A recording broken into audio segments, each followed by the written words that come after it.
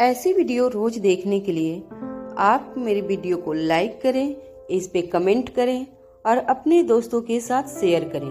और हाँ, अगर आप इस चैनल पे नए हैं तो इसे सब्सक्राइब करना ना भूलें। जो तस्वीर उस घर के नौकर ने मारवा को दिखाई थी, उस तस्वीर में अनिका एक बंगले के अंदर जाती हुई नजर आ रही थी। तस्वीर को देखते ही आयशा ने यहाँ वहाँ देखकर उस तस्वीर को पलट दिया। आयशा नहीं चाहती थी कि वो तस्वीर कोई देखे, मगर उसके ठीक पीछे खड़ी देविका ने अनिका की उस तस्वीर को देख लिया था। आयशा काफी घबराई हुई नजर आ रही थी। उसने यहाँ वहाँ देखकर इस बात की तसल्ली कर ली थी कि किसी की नजर आयशा और उस नौकर पर नहीं है।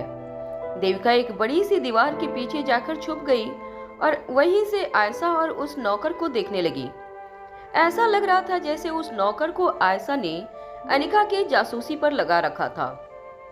कुछ देर बाद उस नौकर के हाथ में एक मोटी सी रकम थमाते हुए आयशा ने कहा, इस बात को किसी भी तरह दबा दो। यह बात रिपोर्टर्स तक नहीं पहुंचनी चाहिए, वरना बहुत बड़ी मुसीबत आ सकती है। वह नौकर बेशक कोई जासूस था जो आयशा के लिए काम कर रहा था। नौकर ने हाँ में अपना सर हिला दिया और वहां से चला गया। जैसे ही वह नौकर वहां से गया, आयशा ने अपनी साड़ी के पल्लू से अपने माथे का पसीना पोंछा और घर के अंदर जाने लगी। इससे पहले कि वो घर के अंदर कदम रखती, दीवार के पीछे से देविका ने आकर उसे रोक लिया। देविका को वहां देखकर आयशा चौंक गई। देविका ने उससे कहा, यह क्या कर रही हो तुम? अपने ही बहू की करतूतों पर पर्दा डाल रही हो? तुम्हारे सीने में एक माँ का दिल है भी या नहीं? अपने ही बेटे की जिंदगी बर्बाद करने पर तुली हो। तुम क्या हासिल कर लोगी यह सब करके? क्यों दे रही हो उस अनिका का साथ, एक ऐसी औरत जो तुम्हारे बेटे को छोड़कर किसी पराये मर्द के साथ इस वक्त उस बंगले में न जाने क्या कर रही है। उस औरत पर घिन आनी चाहिए तुम्हें, बजाय इसके कि तुम उस औरत को अपने काले करतूत ढकने के लिए सपोर्ट कर रही हो। तुमने एक बार चलकर देखने की भी कोशिश नहीं की कि आखिर कौन था वह इंसान जो तुम्हारे बेटे के पीठ पीछे उसकी होने वाली पत्नी के साथ गुलछड़े उड़ा रहा था। आयशा से देविका के ताने सुने नहीं जा रहे थे। उसने देविका से कहा, तुम अपने काम से काम क्यों नहीं रखती? जाकर इस वक्त तुम्हारे प्रेमी की मदद करो, जिसे आज से 25 साल पहले तुमने मुझसे चुराया था। इस वक्त सपोर्ट की जरूरत उसे भी है। मेरे बेटे की फिक्र तुम मत करो, उसका ख्याल रखने के लिए अभी मैं जिंदा हूँ। आयशा के ऐसे तेवर देखते हुए देविका ने भी पलटवार करते हुए कहा, किस बात की इतनी अकड़ है तुम्हें? सिर्फ इसलिए क्योंकि इस खानदान के वारिस को तुमने जन्म दिया है, इसलिए इतना इतरा रही हो? मगर देख लेना, बहुत जल्द तुम दोनों को धक्के मार के इसी घर से बाहर निकाल दिया जाएगा। देविका की यह बात काटते हुए आयशा ने कहा, तुम्हें अपने आप पर जरूरत से ज्यादा भरोसा है। धक्के मार के किसे निकाला जाएगा यह तो वक्त ही बताएगा। मगर इस वक्त मैं तुमसे सिर्फ इतना कहना चाहती हूँ कि मेरे बेटे से और उसकी जिंदगी से दूर रहना। इतना याद रखना कि अगर एक माँ अपनी पर उतर आई तो तुम कहीं की नहीं रहोगी। आयशा की आंखों का गुस्सा देखकर कुछ वक्त के लिए देविका की बोलती बंद हो गई। देविका ने कभी ऐसी एक्सपेक्ट नहीं किया था कि हमेशा ही शांत रहने वाली आयशा की आंखों में इस तरह से अचानक खून सवार हो जाएगा। देविका ने आयशा से कहा, ठीक है, फिर कुछ ही दिनों की बात है। तुम्हारी इस अकड़ को मैंने भी अपने जूते के नीचे नहीं रौंदा तो मेरा भी नाम देविका नहीं। यह कहते हुए देविका अपने पांव पटक कर वहां से चली गई। जब आयशा को यकीन हो गया कि देविका बंगले के अंदर चली गई थी, तब आयशा ने अपने पर्स से अपना फोन निकाला और अनिका को मैसेज करते हुए लिखा, तुम्हारा काम हो गया है। आयशा ने जानबूझकर अनिका के कहने पर यह सब कुछ किया था। अनिका जब रोहित को अपने विला में ले जा रही थी, तभी अनिका को इस बात का अंदाजा हो गया था कि कोई रोहित और अनिका का पीछा कर रहा था। अनिका की ड्राइविंग स्किल का मुकाबला दिल्ली शहर में कोई नहीं कर सकता था। जो आदमी अनिका और रोहित का पीछा कर रहा था, उसे कंफ्यूज करके अनिका तेजी से आगे निकल गई थी। रोहित को बंगले में ड्रॉप करके जब वह वापस मारवा हाउस लौट रही थी, तब अनिका ने फिर से उसी आदमी को अपना पीछा करते हुए देखा था। अनिका ने अंदाजा लगा लिया था कि जरूर देविका के आदमी अनिका की हर चाल पर नजर बनाए हुए थे। वह जानते थे कि उन लोगों ने अब तक इस बात का पता नहीं लगाया था कि उस बंगले में अनिका क्या करने गई थी और उस बंगले में कौन था। इसलिए आज जब अनिका सुबह जागी, तब पहले ही उसने आयशा को अपनी पूरी प्लानिंग बता दी थी, और वो भी ठीक अनिका के कहने पर देविका को गुमराह करने में पूरी तरह से कामयाब हो चुकी थी। आयशा को पूरी तरह से अनिका पर भरोसा था। आयशा अब तक अनिका के बारे में इतना तो जान चुकी थी कि वो जो भी फैसला लेती थी बड़े ही ध्यान से और सोच समझ कर लेती थी। अनिका चाहती थी कि देविका और हंसराज अनिका पर शक करके थोड़ी रिलैक्स हो जाएं। कहा जाता है, जब दो दुश्मनों के बीच में जंग छिड़ी हो, तब अगर किसी दुश्मन पर मुसीबतों का पहाड़ टूट पड़े तो दूसरा उसे कमजोर समझने की गलती कर बैठता है। और अनिका जानती थी कि देविका भी ऐसी ही कोई गलती करेगी। देविका जब हंसराज के कमरे में दाखिल हुई, हंसराज कोई बहुत जरूरी फाइल पढ़ रहा था। देविका बड़े ही आराम से हंसराज के बगले में आकर बैठ गई। देविका ने देखा कि हंसराज का ध्यान पूरी तरह से उसके हाथ में पकड़ी हुई फाइल में था। हंसराज को इस बात का शायद अंदाजा भी नहीं था कि देविका उसके बगल में आकर बैठी थी। देविका ने अपने दोनों हाथों से हंसराज के कंधों पर धीरे धीरे मसाज करते हुए कहा, डरो मत, जीत तुम्हारी होगी। बहुत जल्द तुम फिर से अपनी कुर्सी पर बैठोगे और वह दिन मेरी जिंदगी का सबसे बड़ा दिन होगा। हंसराज ने देविका की बातों पर बिल्कुल ध्यान नहीं दिया। वह बस एक के बाद एक फाइल के पन्ने पलट रहा था। देविका अच्छी तरह से जानती थी कि हंसराज ज्यादातर देविका की बातों को अवॉइड कर देता था, मगर इस वक्त देविका के पास जो खबर थी वह हंसराज के बड़े काम की थी। देविका ने धीरे धीरे उसे पूरी कहानी बतानी शुरू की। जब हंसराज को देविका ने अनिका के बेवफा होने की बात कही, तब हंसराज ने अपने हाथ में पकड़ी हुई फाइल बंद की और अपना चश्मा उतारते हुए देविका की ओर देखकर कहा, मैं कभी सोच भी नहीं सकता था कि वह लड़की इतना गिर सकती है। हंसराज का इस तरह का रिएक्शन देखकर खुद देविका हैरान थी। उसे समझ नहीं आ रहा था कि आखिर हंसराज यह खबर सुनकर दुखी क्यों थे। देविका ने उससे कहा, मुझे लगता है कि वह लड़की बेहद चालाक है। अब उसे इस बात का एहसास हो चुका है कि रोहित के हाथ से यह सारे पावर बहुत जल्द छीन लिए जाएंगे, और इसलिए अब वह खुलकर अपना असली चेहरा दिखा रही है। लगता है अब उसे रोहित की कोई परवाह नहीं है। हंसराज ने यह खबर सुनते ही अपने सर पर एक हाथ रख लिया और फिर धीमी आवाज में देविका से कहा, मैं भी देखता हूँ जब रोहित को एक दिन यह पैसा, यह पावर की पोजीशन वापस मिल जाएगी, तब उस लड़की की क्या हालत होगी। देविका हंसराज की बात समझ नहीं पा रही थी। देविका ने अपने दोनों हाथ हंसराज के कंधे से हटाते हुए पूछ ली, तुम क्या कह रहे हो? रोहित को सब कुछ वापस मिल जाएगा? इसका क्या मतलब है तुम्हारा? हंसराज ने अपनी बात समझाते हुए देविका से कहा, देखो, अगर आज मुझे यह सब कुछ मिल भी जाता है तो एक न एक दिन वह सब कुछ वापस रोहित का ही होने वाला है। रोहित के सिवाय मेरा इस दुनिया में और कौन है जिसे मैं यह सब कुछ देकर जाऊंगा। हंसराज की यह बात सुनते ही देविका ने अपनी नजरें झुका ली। देविका का रिएक्शन देखकर हंसराज अपनी जगह से खड़े हो गए।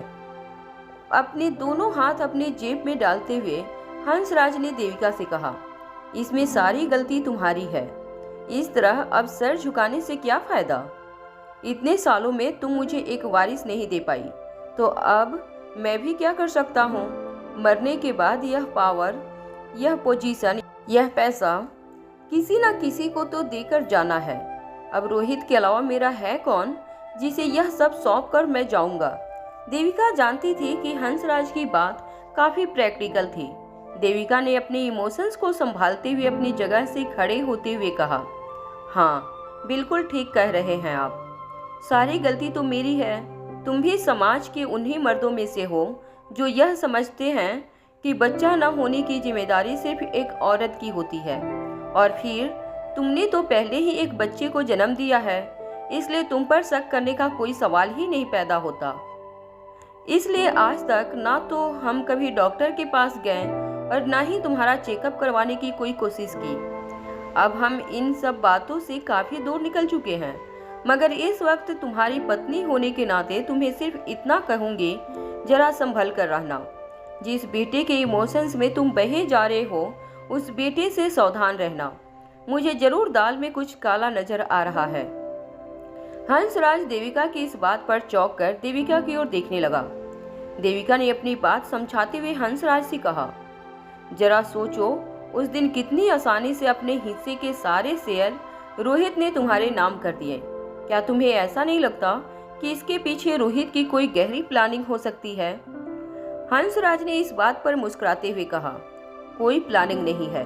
अरे आजकल की जनरेशन के लड़के अपने आप को अपने बाप से भी ज़्यादा तेज समझते हैं। ओवर कॉन्फिडेंस उनकी बर्बादी का सबसे बड़ा कारण है। रोहित को इस बात का ओवर कॉन्फिडेंस था कि 5% मेरे नाम करने के बाद भी वह किसी न किसी तरह 50% शेयर पर अपना हक जमा लेगा, और इसीलिए तो अब इतनी भाग दौड़ कर रहा है।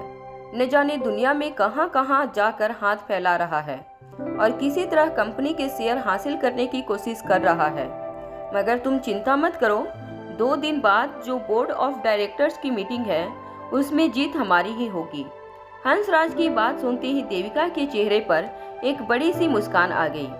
देविका को अपनी जिंदगी का सबसे बड़ा सपना पूरा होता हुआ नजर आ रहा था। देविका को कभी भी किसी ने मारवा खानदान की बहू का दर्जा नहीं दिया था। हमेशा उसे नीची नजरों से देखा जाता था। भले ही देविका ने हंसराज मारवा को हासिल कर लिया था, मगर वह इज्जत और वह जगह हासिल नहीं कर पाई जो आयशा ने हासिल की थी। और अब देविका को इस बात का यकीन हो गया था कि बहुत जल्द जब हंसराज मारवा कंपनी के मालिक की पोजीशन पर फिर से बैठ जाएंगे, उस दिन आयशा से देविका का बदला हमेशा हमेशा के लिए पूरा हो जाएगा। देविका ने मन ही मन सोच लिया था कि जिस दिन हंसराज मारवा कंपनी पर और मारवा खानदान पर अपनी हुकूमत बना लेंगे, उसी दिन वह आयशा को धक्के मार के घर से बाहर निकाल देगी। 20 साल से देविका के मन में जल रही आग बहुत जल्द शांत होने वाली थी। यह सारी बातें सोच सोचकर देविका खुशी से फूली नहीं समा रही थी। अगले दिन भी अनिका बच्चों को खाना खिलाने के बाद रोहित से मिलने अपने विला चली गई। अनिका अब जान चुकी थी कि कोई उसका पीछा कर रहा था। अनिका जब विला के अंदर दाखिल हुई, तब जल्दी से अनिका छत पर जाकर एक बाइनोक्यूलर से उस कार को देखने लगी। अनिका यह देखकर हैरान हो गई कि उस कार में से एक जासूस बाइनोक्यूलर के जरिए बंगले पर नजर बनाए हुए था। तभी अनिका के पीछे से रोहित अपने हाथ में नाश्ते की प्लेट लेकर बाहर आया। जैसे ही अनिका ने पीछे से रोहित की आवाज सुनी, अनिका ने एक झटके से खिड़की का पर्दा बंद कर दिया। अनिका ने जब पीछे मुड़कर देखा तो उसे यह देखकर राहत हुई कि जिस एंगल से रोहित खड़ा था, उस एंगल से खिड़की से बाहर से देखने वाले इंसान को रोहित का चेहरा नहीं नजर आ सकता था। अनिका ने फिर से खिड़की का पर्दा हटाकर देखा। अनिका ने देखा कि वो कार वहां से वापस शहर की ओर जा रही थी। अनिका ने एक राहत की सांस ली और घर के अंदर रखी एक चेयर पर आकर बैठ गई। घर में कोई फर्नीचर नहीं सजाया गया था। बिल्कुल खाली पड़े इस बंगले में रोहित के लिए कुछ खाने पीने का सामान और जरूरत की कुछ चीजें रखी थी। रोहित ने एक प्लेट में एक सूप का बाउल तैयार कर अनिका के सामने रख दिया। रोहित ने अनिका से कहा, माफ करना, मैं ज्यादा अच्छी तरह से तैयारी नहीं कर पाया। मैंने तुम्हारे लिए आज खास अपने हाथों से खाना पकाया है। उम्मीद है तुम्हें खाना पसंद आएगा। रोहित ने हमेशा से ही अनिका को लग्जरी 5 स्टार होटलों में प्राइवेट रूम के अंदर खाना खिलाया था। इस तरह से अनिका को ट्रीट करते हुए रोहित को काफी शर्मिंदगी महसूस हो रही थी, मगर वो जानता था कि उसके पास इस वक्त और कोई चारा नहीं था। अनिका भी यह बात अच्छी तरह समझ रही थी कि अनिका ने सूप के बाउल से एक चम्मच सूप चखने के बाद रोहित से कहा, सूप काफी अच्छा है, मुझे लग रहा है थोड़ा सा नमक कम है इसमें। अनिका के मुंह से यह बात सुनते ही रोहित ने अपने सर पर जोर से हाथ मारते हुए कहा, देखो मैं भी कितनी बड़ी गलती कर बैठा। रुको, अभी मैं इसमें नमक डालकर दोबारा से इसे गर्म करके लाता हूँ। अनिका ने रोहित का हाथ पकड़ते हुए कहा, नहीं रहने दो, यह ऐसे ही अच्छा लग रहा है। वैसे काफी इम्प्रेस हुई हूँ मैं तुम्हारी इस कुकिंग की टैलेंट को देखकर। अनिका की बात सुनते ही रोहित के चेहरे पर एक बड़ी सी मुस्कान आ गई। रोहित ने अनिका से कहा, वैसे मैं भी नहीं जानता था कि मैं इतना अच्छा खाना बना सकता हूँ। हाँ, जब भी तुम्हारे लिए खाना बनाने का मौका मिलता है मैं सोचता हूँ कि बस किसी तरह तुम्हें मेरा बनाया हुआ खाना पसंद आ जाए। वह कहते हैं ना, एक औरत के दिल तक पहुँचने के लिए जो रास्ता निकलता है वह उसके पेट से होकर निकलता है। अनिका ने हंसते हुए रोहित की बात का जवाब देते हुए कहा, ऐसा तो मर्दों के लिए कहा जाता है।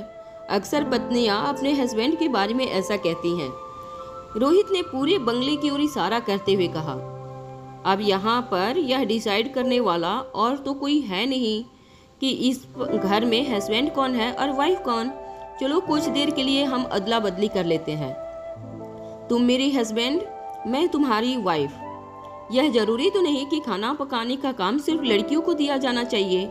मुझे नहीं लगता कि ऐसा किसी भी शास्त्र में लिखा है।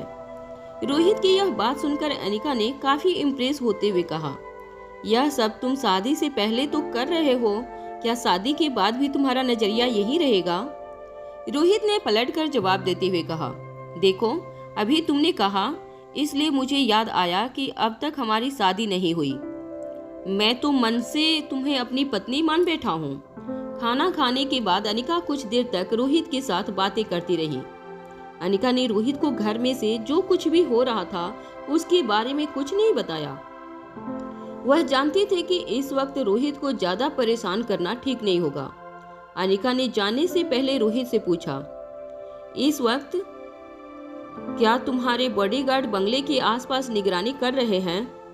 रोहित ने धीमी आवाज में अनिका से कहा, नहीं, जिंदगी में यह पहली बार है जब मैं बिल्कुल किसी सिक्योरिटी के बिना यहाँ पर रह रहा हूँ।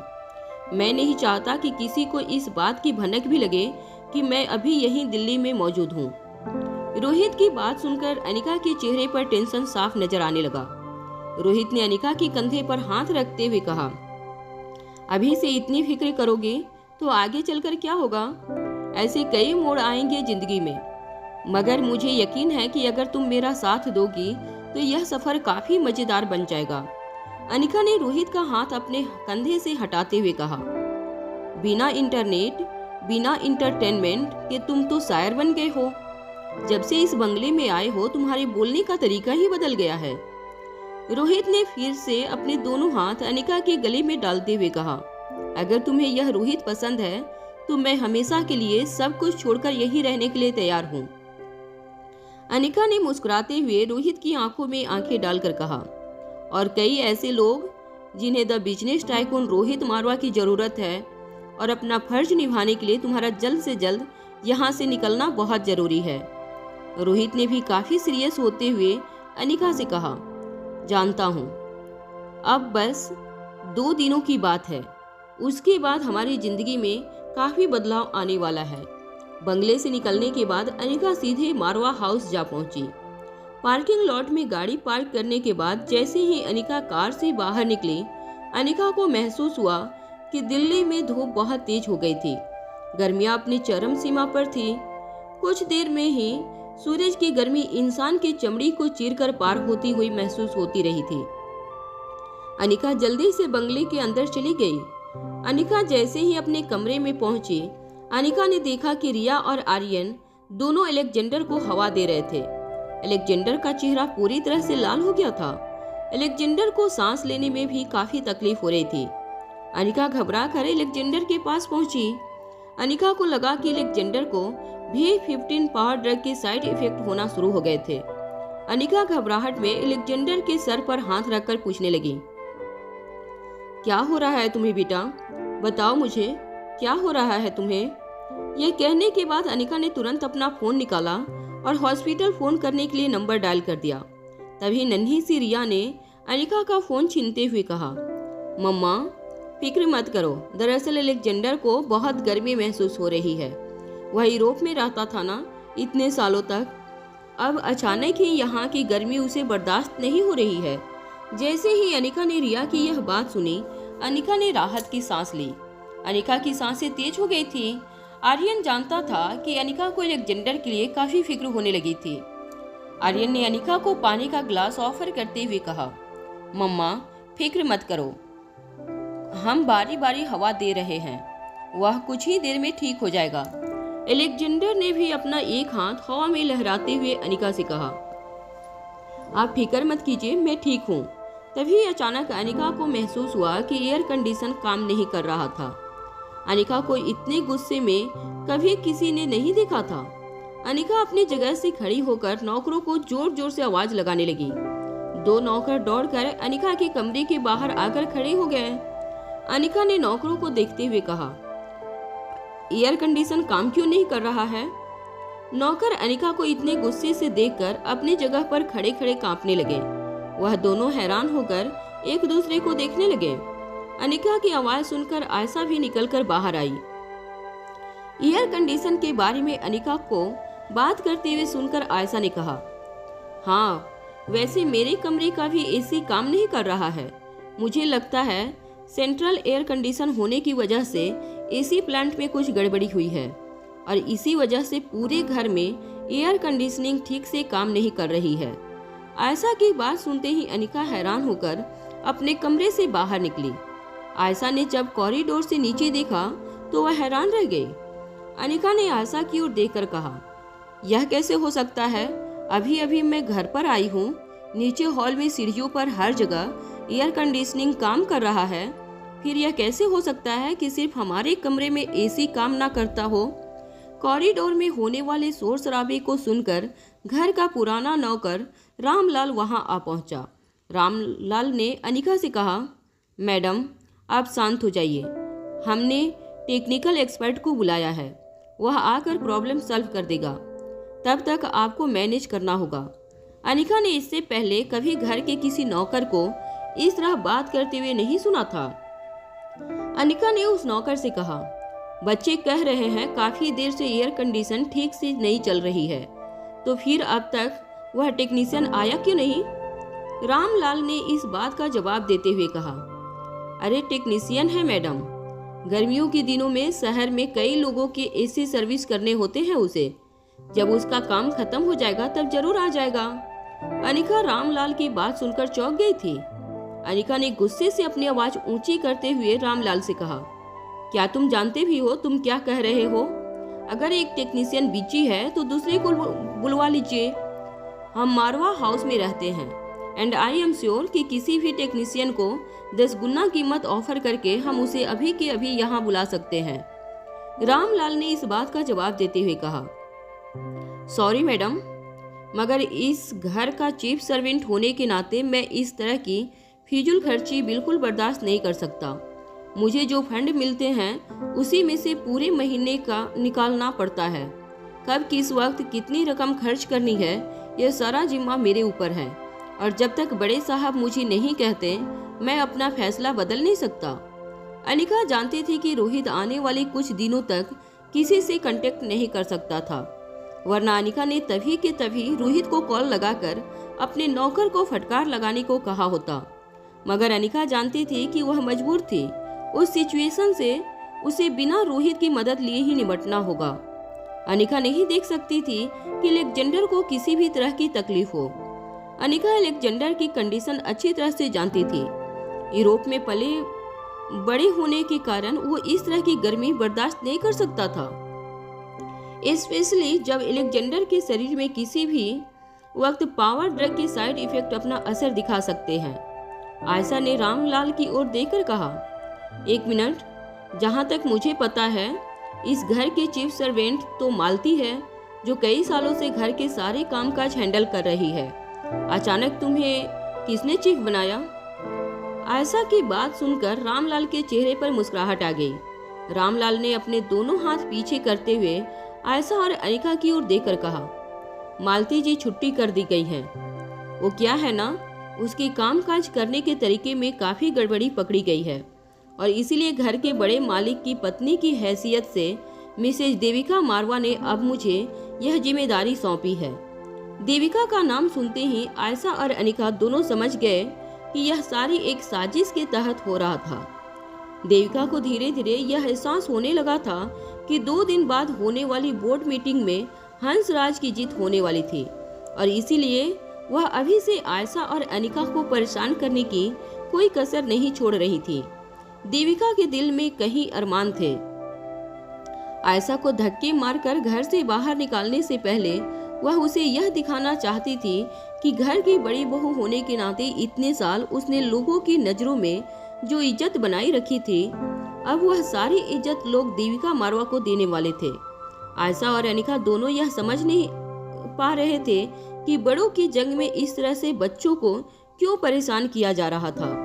आयशा ने अपनी आवाज में नरमी लाते हुए रामलाल से कहा, देखिए, इस वक्त बच्चा बहुत परेशान है, वह हमारे देश की गर्मी बर्दाश्त नहीं कर सकता। प्लीज किसी तरह से इस वक्त हमारे कमरे में एयर कंडीशनिंग शुरू करवाओ। चलो मेरे कमरे में नहीं, सिर्फ बच्चों के कमरे में एयर कंडीशनिंग शुरू करवा दो। रामलाल ने मुस्कुराते हुए जवाब दिया, मैडम, आपसे कहा ना, कोई तकनीकी खराबी के कारण आप लोगों के कमरे में एयर कंडीशनिंग नहीं चल रही है। मेरे बस में कुछ नहीं है। रामलाल जैसे ही वहां से जाने लगा, रामलाल के सर पर किसी ने जोर से वार किया। रामलाल सीधा जमीन पर गिरकर दर्द से तड़पने लगा। आयशा रामलाल को इस तरह देखकर हैरान रह गई। आयशा और अनिका दोनों यह देखकर हैरान हो गई कि रामलाल पर जिसने हमला किया था वह भूमिका थी। भूमिका काफी देर से पीछे खड़ी हुई रामलाल की हर बात सुन रही थी। जमीन पर गिरकर तड़प रहे रामलाल की ओर देखकर भूमिका ने कहा, अभी इसी वक्त इन दोनों कमरों का एसी ठीक हो जाना चाहिए, वरना तुम जानते नहीं कि मैं तुम्हारी क्या हालत कर सकती हूँ। रामलाल अच्छी तरह से जानता था कि भूमिका कौन थी और उसका स्वभाव कैसा था। रामलाल यह भी जानता था कि भूमिका स्पेशल डिपार्टमेंट की एक काफी अल्लाह ऑफिसर थी। रामलाल पिछले कई सालों से मारवा हाउस में काम कर रहा था। रामलाल की नज़र हमेशा से मालती की पोजीशन पर रहती थी, मगर मालती रोहित की और मारवा खानदान की काफी वफादार नौकर रही थी, इसलिए रोहित को हमेशा से मालती पर भरोसा रहा था। रोहित हमेशा से घर के छोटे मोटे खर्चे के लिए हर महीने मालती को पैसे दिया करता था। रामलाल ने कई बार उन पैसों में हेरा फेरा करने की कोशिश की थी, मगर मालती ने उसे ऐसा करने से रोक रखा था। जब से रामलाल को इस बात का अंदाजा हुआ था कि बहुत जल्द मारवा ग्रुप ऑफ इंडस्ट्रीज की ऑनरशिप में बदलाव आने वाला था, तब से रामलाल ने मौका देखकर देविका की चापलूसी करना शुरू कर दिया था। पिछले 2 दिनों में देविका का कॉन्फिडेंस काफी बढ़ गया था। देविका ने अंदाजा लगा लिया था कि हंसराज मारवा 2 दिन बाद होने वाली बोर्ड ऑफ डायरेक्टर्स की मीटिंग में रोहित की पोजीशन हासिल कर लेगा और धीरे धीरे पूरे मारवा हाउस पर देविका का कब्जा हो जाएगा। घर पर कब्जा करने से पहले देविका अपने कुछ खास और चुनिंदा लोगों को अपनी चुनी हुई पोजीशंस पर रखना चाहती थी, ताकि पूरे घर की बागडोर अपने हाथों में लेने में उसे आसानी रहे।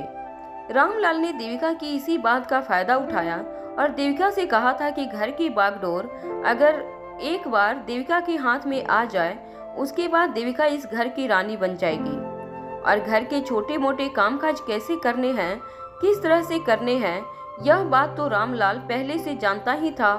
देविका को भी रामलाल की बातों पर पूरी तरह से भरोसा हो गया और रामलाल की मदद से देविका न मालती को अपनी पोजीशन से बेदखल कर दिया, बल्कि देविका यह भी अच्छी तरह जानती थी कि रोहित कुछ ही दिनों के लिए देश छोड़कर बाहर गया था और ऐसी सिचुएशन में रोहित इन छोटे मोटे मामलों में दखल अंदाजी नहीं कर सकता था। इसलिए मौका देखते ही बोर्ड ऑफ डायरेक्टर्स की मीटिंग के पहले ही देविका ने अपने आप को घर का नया मालिक अनाउंस कर दिया था। जमीन पर गिरा हुआ रामलाल भूमिका के सामने हाथ जोड़कर विनती करने लगा, मैडम, यह क्या कर रही हैं आप? अरे मैं तो एक गरीब आदमी हूँ, मुझे जो ऑर्डर मिले हैं मैं तो वही फॉलो कर रहा हूँ। भूमिका ने अपनी आवाज़ ऊंची करते हुए रामलाल को कॉलर से पकड़कर अपनी जगह पर खड़ा किया और कहा, अब मेरी भी बात ध्यान से सुन लो। अगर आने वाले 5 मिनट में एयर कंडीशन ठीक नहीं हुए तो तुम किसी भी हॉस्पिटल में अपने आप को ठीक करने के लायक नहीं रहोगे। रामलाल अपनी जगह पर खड़ा हुआ कांपने लगा। जैसे ही भूमिका ने रामलाल का कॉलर छोड़ा, रामलाल दौड़कर वहां से चला गया। कुछ देर बाद अनिका और आयशा दोनों के कमरे का एयर कंडीशन ठीक हो गया। एयर कंडीशन ठीक होते ही अलेक्जेंडर काफी बेहतर महसूस करने लगा। अलेक्जेंडर का चेहरा पूरी तरह से लाल पड़ चुका था।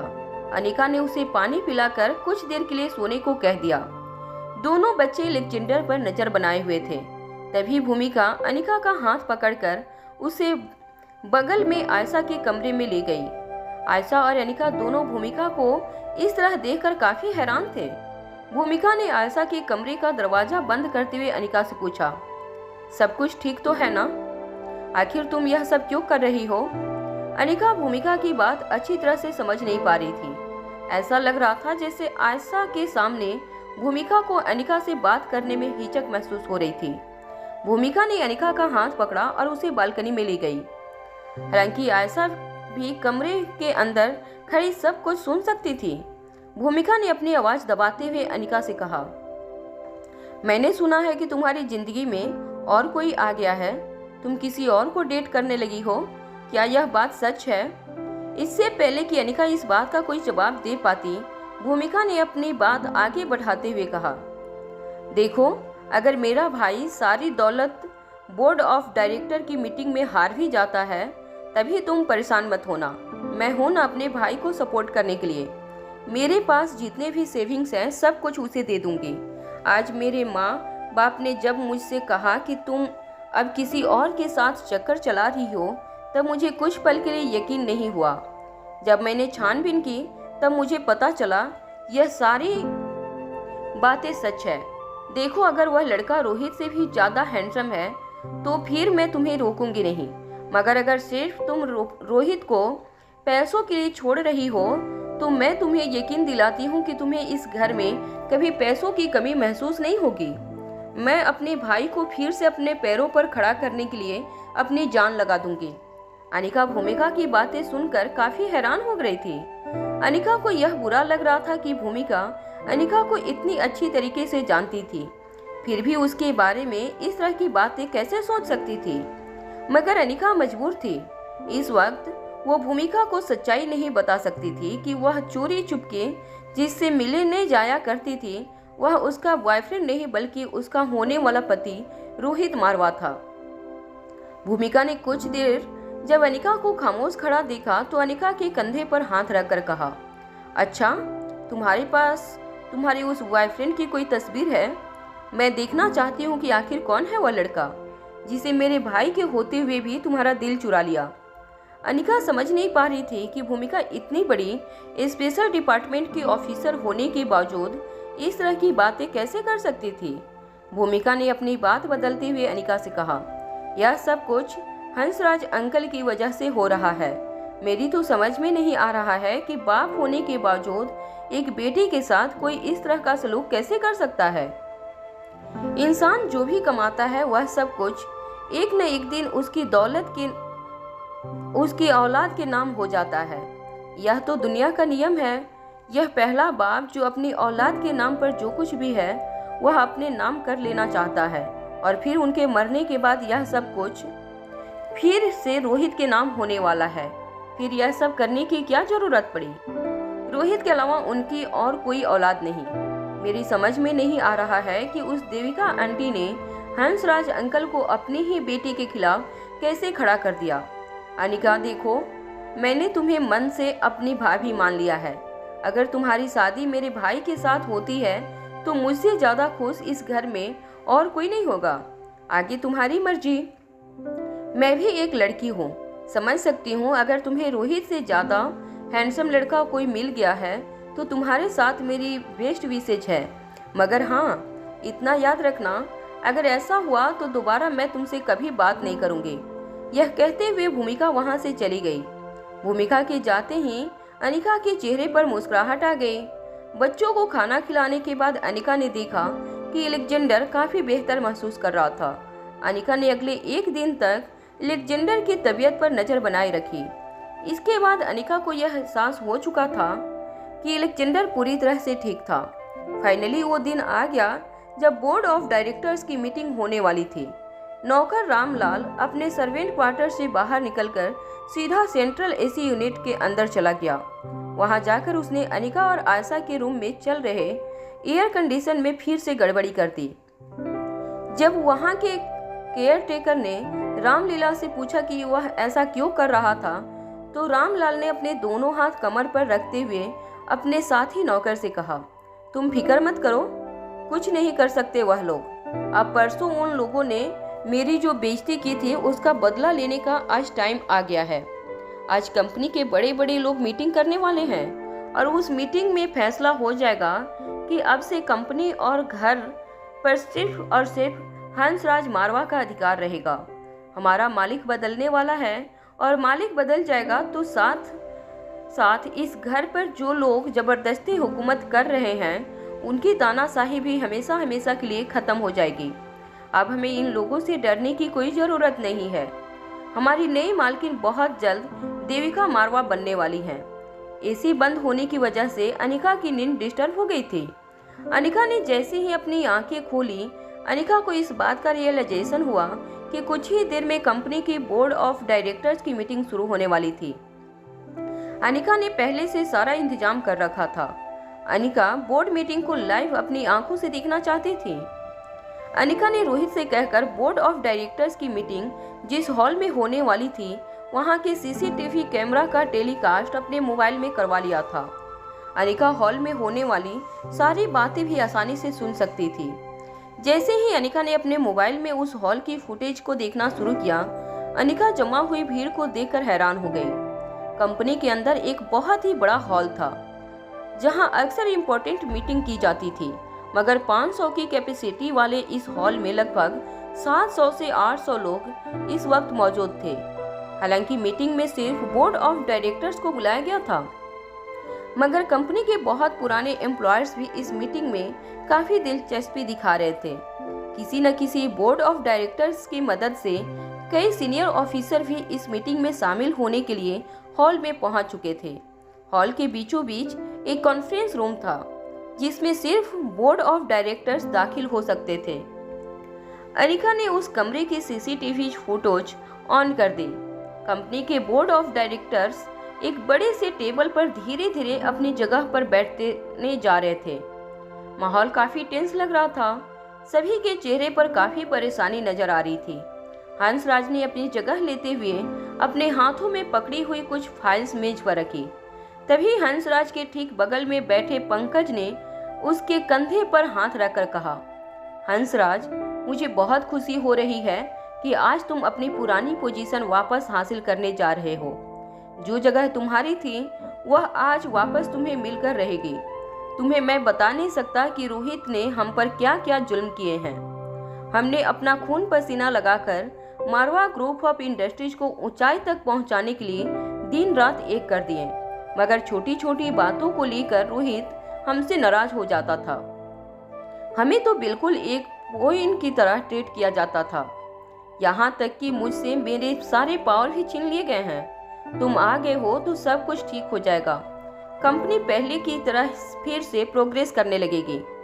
पंकज की बात खत्म होते ही हंसराज ने धीमी और गहरी आवाज में पंकज से कहा, डरो मत, सब कुछ ठीक हो जाएगा। रोहित अभी छोटा है, ना समझ है। हम लोग जो बातें समझ सकते हैं वह उसकी समझ से बाहर है।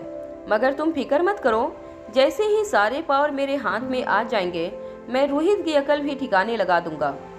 कुछ दिनों में वह भी बिजनेस करने के तौर तरीके सीख जाएगा। वह तो मुझसे हाथ भी नहीं मिला लेगा और मुझसे माफी भी मांग लेगा। यह मेरा वादा है तुमसे। यह बात सुनते ही पंकज के चेहरे पर मुस्कुराहट आ गई। पंकज ने हंसराज की यह बात सुनकर ताली बजाना शुरू किया और कमरे में बैठे सभी बोर्ड ऑफ डायरेक्टर्स से कहा, आज कंपनी में एक बहुत बड़ा बदलाव आने वाला है। आज की तारीख हमारा देश याद रखेगा।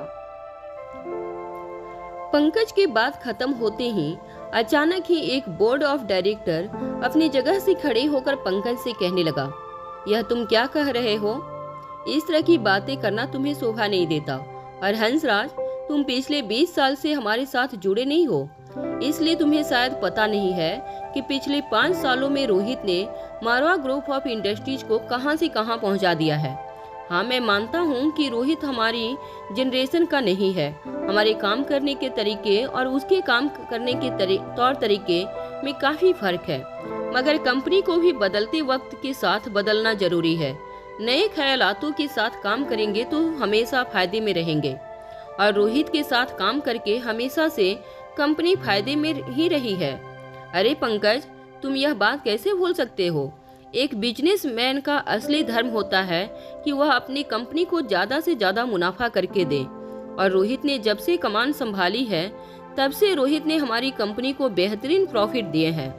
यहाँ तक कि हमारे शेयर्स होल्डर्स, हमारे इन्वेस्टर्स भी हमसे बहुत खुश हैं। और इन सारी बातों का श्रेय सिर्फ और सिर्फ रोहित को जाता है।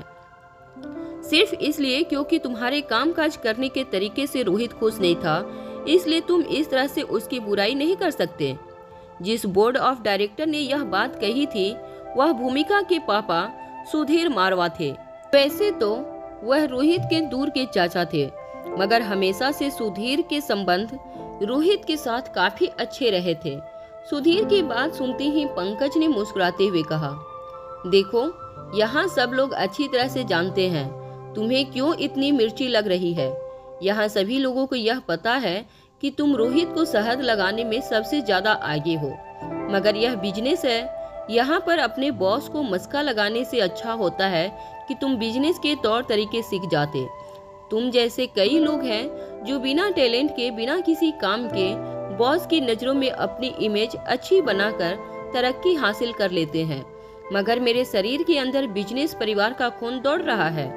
पंकज की ऐसी कड़वी बात सुनकर सुधीर ने अपने दोनों हाथ मेज पर पटकते हुए कहा, मेरे शरीर के अंदर भी उसी खानदान का खून दौड़ रहा है। मुझसे इस तरह की बात करने से पहले 10 बार सोच लिया करो। तुम क्या हो और क्या करते हो यह इस कमरे में बैठे सभी लोग अच्छी तरह से जानते हैं। अचानक ही पूरे कमरे में शांति छा गई। सुधीर की आवाज बहुत तेज थी। तभी बिल्कुल मीठी और सुरीला आवाज में देविका ने सुधीर की ओर देखकर कहा, प्लीज भैया, आप शांत हो जाइए।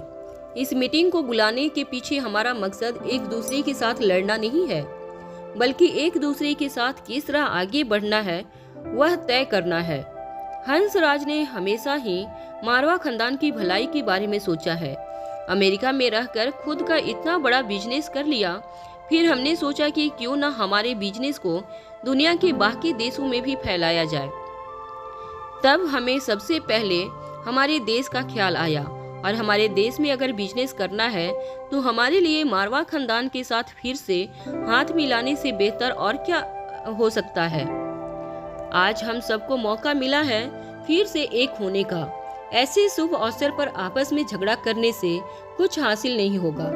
और आप सबके लिए हमारे पास एक बहुत बड़ी खुशखबरी है। हंसराज ने यह तय किया है कि अमेरिका का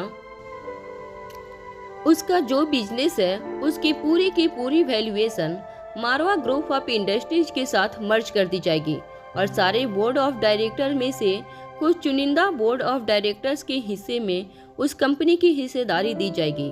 और इसके बदले में हमें आप लोगों से कुछ नहीं चाहिए। खानदान के साथ दोबारा जुड़ने की हमारी तरफ से इसे एक छोटी सी भेंट समझ लीजिए। कमरे में बैठे सारे बोर्ड ऑफ डायरेक्टर इस बात को अच्छी तरह से जानते थे कि हालांकि हंसराज की अमेरिका वाली company Marwa group of industry जितनी बड़ी और पावरफुल नहीं थी, मगर हंसराज की कंपनी भी कम से कम बाजार में 1000 करोड़ की वैल्यूएशन रखती थी। हंसराज बिना किसी शर्त के यह 1000 करोड़ की वैल्यूएशन वाली कंपनी अपने पसंदीदा बोर्ड ऑफ डायरेक्टर्स को भेंट में देना चाहता था। यह बात सुनते ही पंकज और कुछ बोर्ड ऑफ डायरेक्टर्स के चेहरे पर मुस्कुराहट आ गई। अनिका यह सब कुछ बड़े ही आराम से बालकनी में खड़ी चाय की चुस्की लेती हुए देख रही थी। अनिका यह सब देखकर सोच में पड़ गई कि यह कैसे लोग कमरे में मौजूद थे। हर एक बंदा कम से कम 500 से 1000 करोड़ का बैंक बैलेंस रखने वाला इंसान था, मगर फिर भी और पैसों की लालच में सभी लोग अंधे बने घूम रहे थे। तभी अनिका की नजर कॉन्फ्रेंस हॉल के मेन एंट्रेंस पर पड़ी। रोहित ब्लैक सूट पहनकर अचानक कॉन्फ्रेंस हॉल में दाखिल हुआ। रोहित को देखते ही कॉन्फ्रेंस हॉल में जो शोर शराबा चल रहा था वह अचानक ही शांत हो गया। सभी लोग धीरे धीरे रोहित को गुड मॉर्निंग कहने लगे। जैसे जैसे रोहित अपने कदम आगे बढ़ा रहा था, लोग रोहित को झुककर बड़े ही रिस्पेक्ट के साथ गुड मॉर्निंग विश करने लगे। तभी अचानक कॉन्फ्रेंस रूम के अंदर किसी ने यह बात फैला दी कि रोहित पहुंच चुका था। आपस में बात करते हुए बोर्ड ऑफ डायरेक्टर्स अचानक ही शांत हो गए। तभी रोहित की जूतों की आवाज सभी के कानों पर पड़ी। जाने पहचाने से जूतों की आवाज सुनकर रोहित के वफादार बोर्ड ऑफ डायरेक्टर्स अपनी अपनी जगह से खड़े हो गए। जैसे ही रोहित कॉन्फ्रेंस रूम में दाखिल हुआ, सभी लोग अपनी अपनी जगह से खड़े हो गए, चाहे वो रोहित के सपोर्टर्स थे या रोहित के अपोजिट टीम में थे। रोहित को देखते ही बिना सोचे समझे सभी के पांव अपनी अपनी जगह पर जम गए। सभी लोगों ने उठकर रोहित को गुड मॉर्निंग कहा। रोहित भी बड़े ही अदब से सबके गुड मॉर्निंग का जवाब देता हुआ अपनी चेयर के पास जाने लगा। पंकज मारवा को खुद पता भी नहीं चला कि कब वह अपनी जगह से खड़ा हो गया। रोहित के पास आते ही पंकज ने रोहित को गुड मॉर्निंग कहा। जैसे ही वह रोहित के हाथ मिलाने के लिए अपने हाथ आगे बढ़ाने लगे, तभी उनकी नजर ठीक उनके बगल में बैठे आयुष पर पड़ी। आयुष और हंसराज बड़े आराम से अपनी अपनी जगह पर बैठे थे। उन दोनों को इस तरह देखकर पंकज को भी रियलाइज हुआ कि उसने ना चाहते हुए भी रोहित को रिस्पेक्ट दे दी थी। इसलिए अपने हाथ फिर से पीछे खींचते हुए पंकज अपनी जगह पर बैठ गए। रोहित के जूतों की आवाज हंसराज के कानों में किसी तीर की तरह चुभ रही थी। रोहित के जूतों की आवाज से पूरा कॉन्फ्रेंस रूम इको होने लगा था। कहा जाता था कि किसी भी इंसान की पहचान उसके जूतों से करनी चाहिए। रोहित के चलने का तरीका, उसके जूतों का सिलेक्शन उसकी पर्सनालिटी को काफी प्रभावशाली बना देता है। जब रोहित चलकर अपनी हमेशा की चेयर के पास आया तो उसने देखा कि उस चेयर पर पहले से हंसराज मारवा ने कब्जा कर लिया था। रोहित ने बिना कोई आर्गुमेंट किए ठीक उस चेयर के बगल वाली चेयर ले ली। भले ही रोहित उस हेड ऑफ द कंपनी की बड़ी चेयर पर नहीं बैठा था, मगर फिर भी लोगों की नजरें रोहित पर गड़ी हुई थी। हंसराज अच्छी तरह से जानता था कि अगर उसने रोहित के इस प्रभाव को यहीं पर नहीं रोका तो हो सकता था कि फ्यूचर में कंपनी के चेयरमैन की जगह पर बैठने के बावजूद उसे हमेशा ही रोहित के नीचे समझा जाएगा। इसलिए चेयरमैन की कुर्सी पर लीगल कब्जा करने से पहले हंसराज रोहित के इस प्रभाव को तोड़ना चाहता था। वह रोहित को यह बता देना चाहता था कि अब कंपनी का बॉस बदलने वाला था, और बाकी बोर्ड ऑफ डायरेक्टर्स को भी यह बता देना चाहता था कि रोहित अब हंसराज मारवा के नीचे था। हंसराज ने सबका ध्यान अपनी ओर खींचते हुए कहा, जेंटलमैन, आज की मीटिंग शुरू करने से पहले मैं चाहूंगा कि हमारे साथ अभी जो बोर्ड ऑफ डायरेक्टर्स अभी जुड़े हैं, वह बाकी बोर्ड ऑफ डायरेक्टर्स से लेट आने की माफी मांगे। यह कहने के बाद हंसराज ने रोहित की ओर देखकर कहा, बेटा, इस हॉल में जितने भी लोग बैठे हैं वह हमारे रिश्तेदार हैं। तुम्हारे चाचा ताऊ तुम्हारे साथ किसी न किसी रिश्ते से जुड़े हुए हैं। तुमसे उम्र में बड़े हैं। तुम इस मीटिंग के लिए 15 मिनट लेट आए हो। सबसे पहले सबसे माफी मांगो, क्योंकि इस कंपनी में काम कर रहे सभी लोगों का वक्त उतना ही कीमती है जितना कि तुम्हारा और मेरा, और यह बात हमें हमारे साथियों को बता देनी चाहिए। हंसराज की बात सुनते ही देविका के चेहरे पर एक बड़ी सी मुस्कान आ गई। हंसराज ने एक काफी अच्छी चाल चली थी।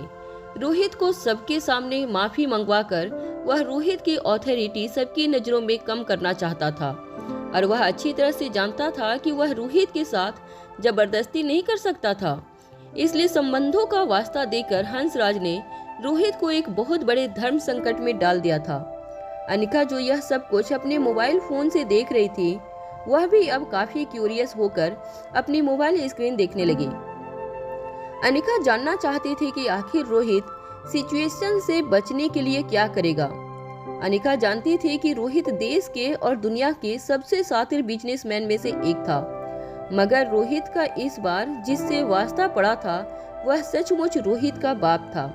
हंसराज की बात पूरी होते ही रोहित ने भी मुस्कुराते हुए सबके सामने देखा और अपनी जगह से खड़े होते हुए कहा, माफ कीजिएगा, आप सब लोग मेरे बड़े बुजुर्ग हैं, मगर दरअसल मुझे आज आने में इसलिए देरी हो गई क्योंकि मैं अपनी वाइफ के साथ थोड़ा बिजी था और आप सब तो अच्छी तरह से जानते हैं कि मेरे दादाजी, जिन्होंने इस कंपनी को इस मुकाम तक पहुंचाने के लिए अपना जी जान लगा दिया था, वह संबंधों को कितना अहम समझते थे। वह हमेशा कहते थे कि परिवार से बड़ा कुछ नहीं, चाहे करोड़ों की डील रुक जाए, मगर कभी अपने चाहने वालों को हमें नाराज नहीं करना चाहिए। बस दादाजी के इसी सिद्धांतों पर हमें आगे भी चलते रहना है, चाहे दिन कोई भी हो। मैं दादाजी के सिद्धांतों पर चलने से नहीं रुक सकता। रोहित का यह मास्टर स्ट्रोक सुनकर अनिका हैरान रह गई। अनिका और रोहित अब तक शादी नहीं हुई थी, फिर भी रोहित इस तरह से सबके सामने यह कह रहा था कि रोहित को उसकी वाइफ के साथ वक्त गुजारना था, इसलिए उसे देरी हो गई। रोहित की यह बात सुनकर फोन पर रोहित को देख रही अनिका की गाल शर्म से लाल होने लगे। अनिका जानती थी कि यह रोहित का मास्टर स्ट्रोक था, मगर अनिका ने कभी यह नहीं सोचा था कि रोहित इस तरह बोर्ड ऑफ डायरेक्टर्स की मीटिंग में अनिका को शामिल कर देगा। रोहित ने अपनी बात पूरी करने के बाद सीसीटीवी कैमरा की ओर देखकर अपनी एक आंख मार दी। रोहित अच्छी तरह से जानता था कि अनिका यह सब कुछ देख रही थी। अनिका को रोहित को देखकर समझ नहीं आ रहा था कि उसे इस वक्त रोहित पर गुस्सा आना चाहिए था या रोहित के इस मास्टर स्ट्रोक पर उसे गर्व महसूस होना चाहिए। अनिका की नींद पूरी तरह से खुल चुकी थी। रोहित की बातें सुनकर अनिका की अधूरी नींद भी अब पूरी तरह से खुल गई थी। अनिका को अब यह भी एहसास नहीं हो रहा था कि एयर कंडीशन ठीक से काम नहीं कर रहा था। बालकनी में बैठी अनिका की नजरें पूरी तरह से अपने मोबाइल स्क्रीन पर जमी हुई थी। अपनी बात पूरी करने के बाद कॉन्फ्रेंस रूम में बैठा रोहित अपने हाथ में पकड़ी हुई फाइल खोलकर उसमें से कुछ डिटेल्स पढ़ने लगा। रोहित को इतनी आसानी से लोगों पर अपना प्रभाव बनाते हुए देखकर हंसराज अपने आप को हारा हुआ महसूस कर रहे थे, मगर वह यहाँ आज जीतने आए थे। वह किसी भी कीमत पर हार का सामना नहीं करने वाले थे। हंसराज ने अपनी आवाज ऊंची करते हुए रोहित से कहा, देखो, पिताजी के सिद्धांत अपनी जगह पर है, मगर आज हमें अगर इस कंपनी को आगे ले जाना है तो हमें यह कभी नहीं भूलना चाहिए कि हम लोग एक बिजनेसमैन हैं। और अगर तुम रिश्तों की बात करते हो तो मुझे लगता है इस मामले में तुम पूरी तरह से फेल रहे हो। पिछले कुछ दिनों में मैंने तुम्हारे बारे में कुछ बातें पता की हैं। तुमने अपनी आपसी रंजिश पूरी करने के लिए अपने ही चाचा के सारे पावर छीन ली है। और तुम ही बताओ, क्या तुम्हारे पास इस बात का कोई जवाब है? तुम अगर रिश्तों की कीमत नहीं समझते तो यह कैसे कह सकते हो कि तुम पिताजी के बताए हुए सिद्धांतों पर चल रहे हो? हंसराज मारवा का यह इल्जाम सुनकर कमरे में बैठे सारे बोर्ड ऑफ डायरेक्टर्स हैरान रह गए। कमरे में मौजूद सारे लोग रोहित का जवाब का सुनना चाहते थे। ऐसा लग रहा था जैसे बोर्ड ऑफ डायरेक्टर्स की मीटिंग किसी कोर्ट रूम ड्रामा में बदल गई थी, जहां बाप और बेटा एक दूसरे को कटघरे में खींच लाए थे। और इस वक्त बाप ने बेटे को अपने ही कहे पर एक जाल में फंसा दिया था। रोहित ने एक और दादाजी के सिद्धांतों पर चलकर फैमिली को इम्पोर्टेंस देने की बात कही थी, और दूसरी ओर पंकज, जो रोहित के चाचा थे, उससे कंपनी के सारे पावर खींच लिए गए थे।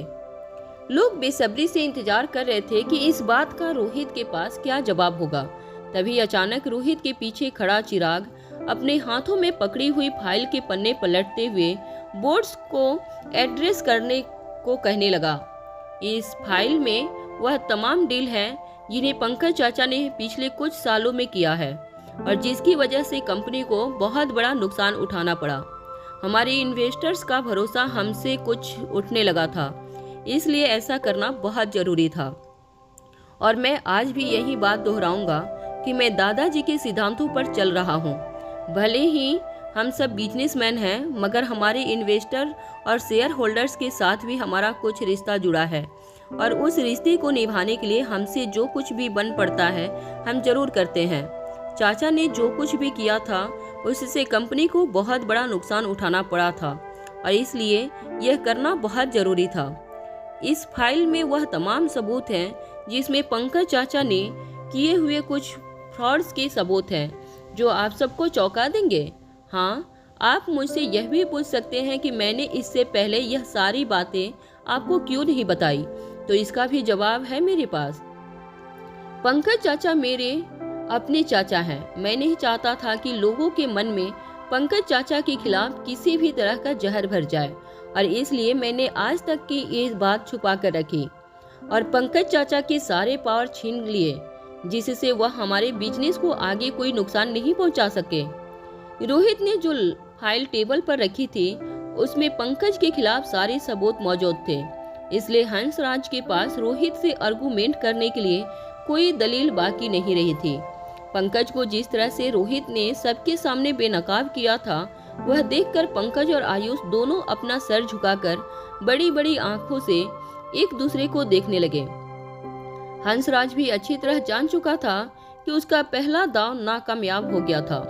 रोहित का प्रभाव दूसरे बोर्ड ऑफ डायरेक्टर्स के सामने कम करने के लिए हंसराज ने यह चाल चली थी, मगर हंसराज पूरी तरह से नाकामयाब हो गए थे।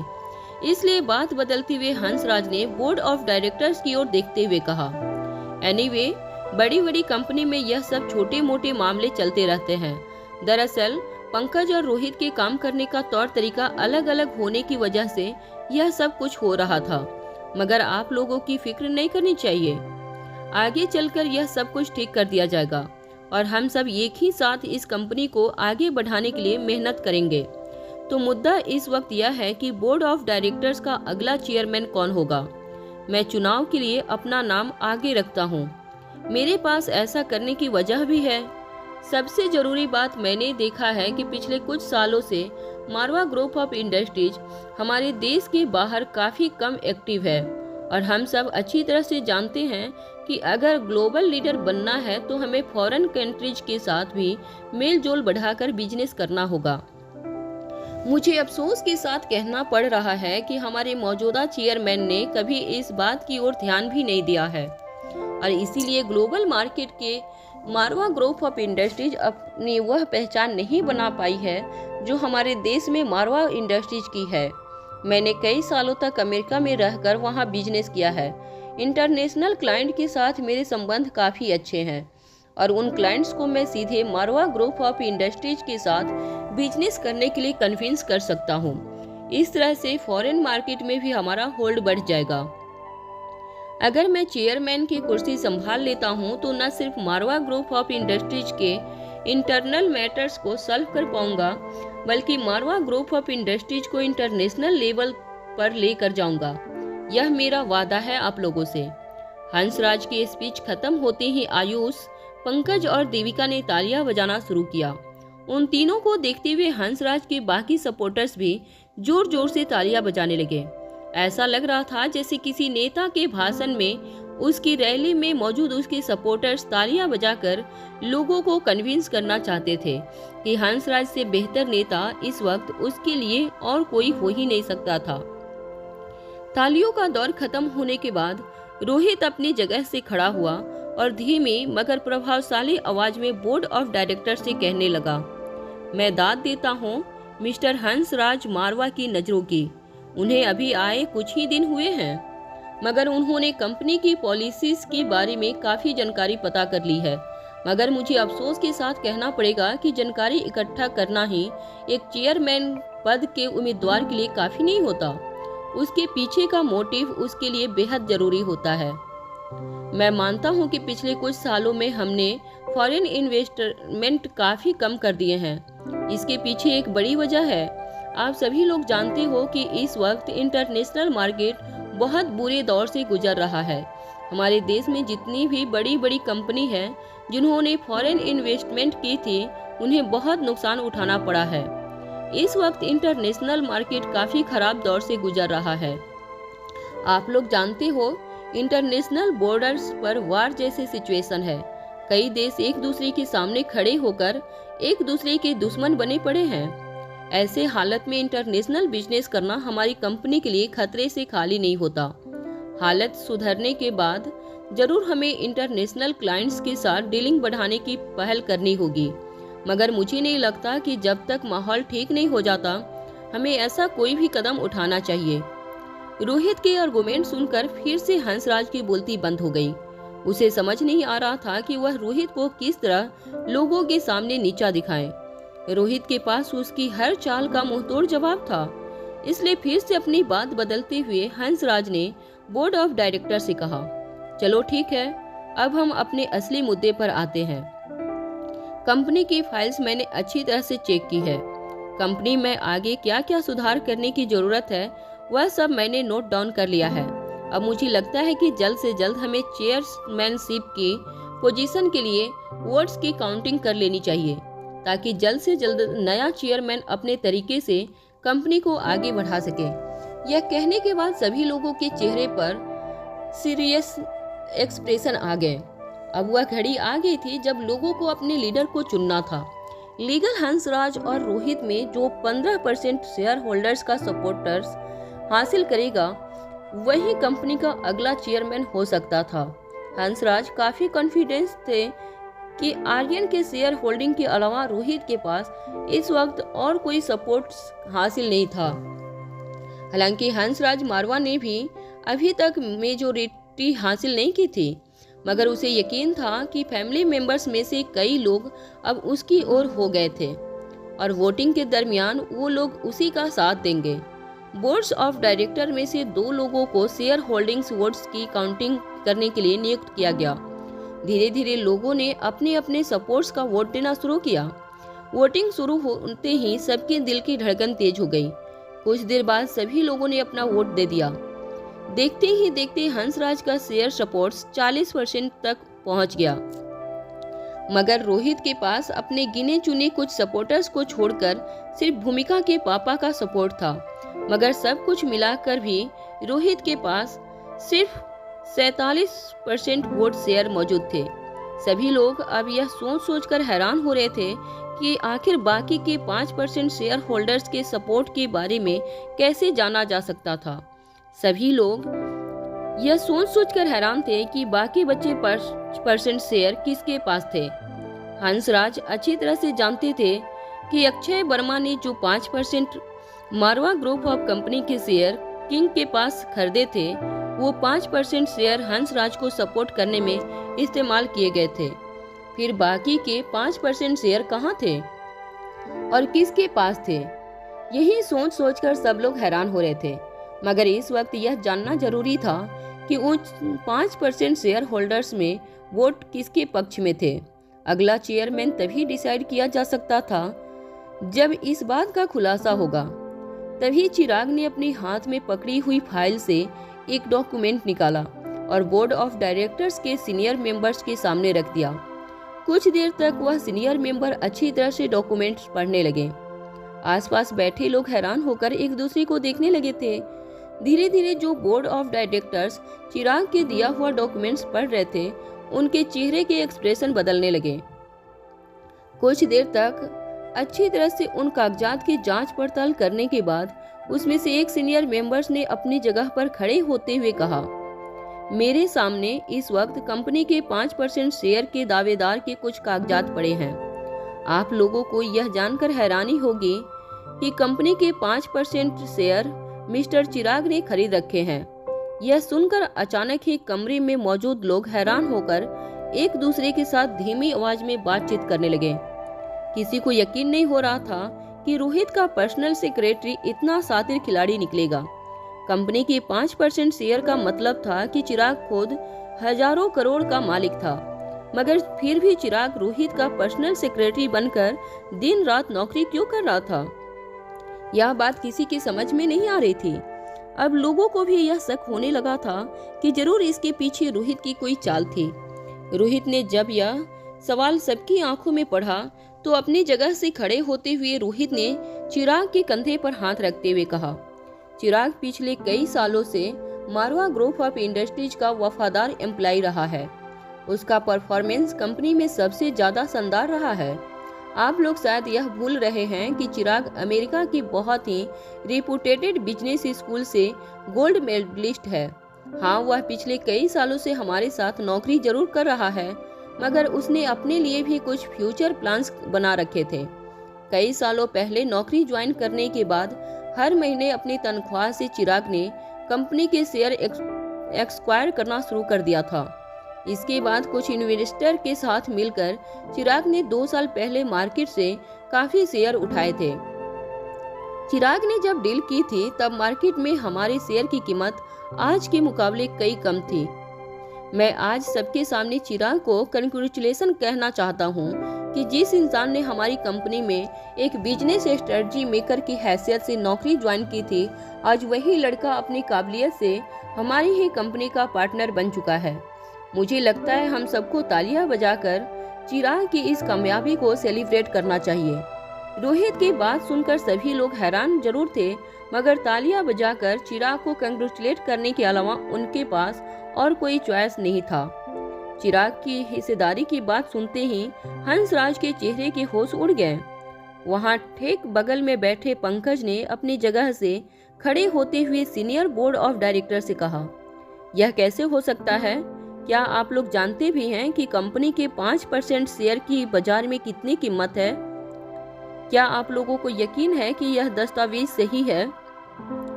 कंपनी के काफी सीनियर बोर्ड ऑफ डायरेक्टर ने चिराग के डॉक्यूमेंट्स पंकज को थमाते हुए कहा, देखिए, ना सिर्फ डॉक्यूमेंट मगर हमने अभी सिस्टम पर भी चेक कर लिया है। चिराग ने कंपनी के 5% शेयर सचमुच एक्वायर किए हैं और हमारी कंपनी के इतने इम्पोर्टेंट शेयर होल्डर होने के नाते अब चिराग का वोट सबसे ज़्यादा जरूरी हो जाता है। तो बताइए चिराग, कंपनी के चेयरमैनशिप की पोजीशन के लिए मिस्टर हंसराज और मिस्टर रोहित के बीच आप किसे वोट देना चाहेंगे? मेरे ख्याल में आपका वोट इस वक्त सबसे ज़्यादा अहम है, क्योंकि आप जिसे वोट करेंगे वही हमारी कंपनी का अगला चेयरमैन होगा।